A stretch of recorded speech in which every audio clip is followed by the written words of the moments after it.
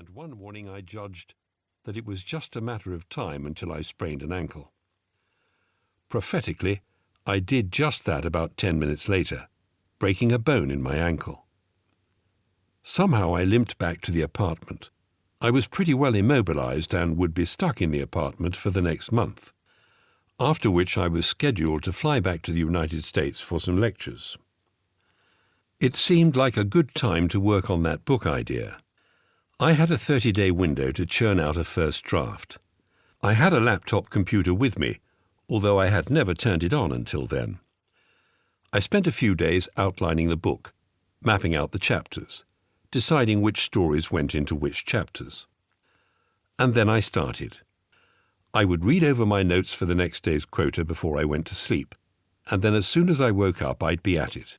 At least 6 pages a day, sometimes 10 or more, finishing by late afternoon, and then in the evening reviewing the topics for the following day.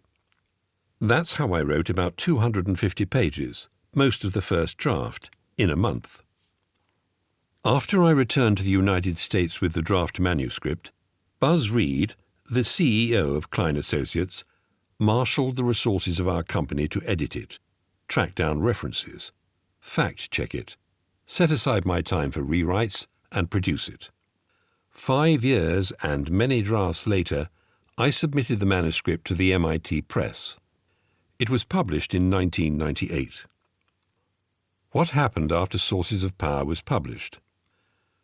Thanks to the MIT Press marketing director, the book was reviewed in several different outlets, including Nature. I think what attracted readers was that the book described a new model of decision-making. The RPD model was different from the existing accounts, focusing on how we use prior experience. It explained the mystery of how people were able to make tough decisions under time pressure and uncertainty. Previous research studies had usually ignored expertise and eliminated its influence.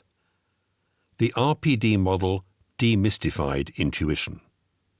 All of these features made the RPD story fairly compelling. After one of our researchers wrote Tom Petzinger, the Wall Street Journal columnist featured Sources of Power in 2 columns, bringing it widespread attention. Then Malcolm Gladwell gave the book some prominence in Blink, which came out in 2005.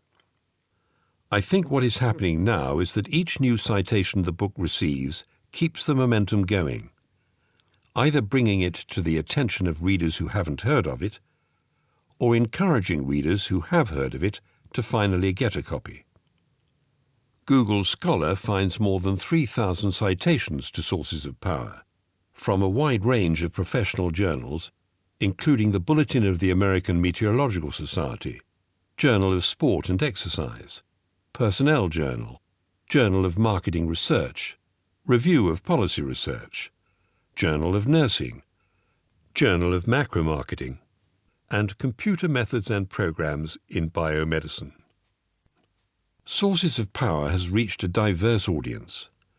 My colleagues and I continually hear from readers in a variety of fields, working on topics such as railway safety, special operations, and avalanche avoidance decision-making. We also hear about how training departments are replacing old models of decision-making with the RPD model in different professional fields. Because of all the interest in applying the RPD model to training, several colleagues and I designed a shadow box training program to foster effective decision-making.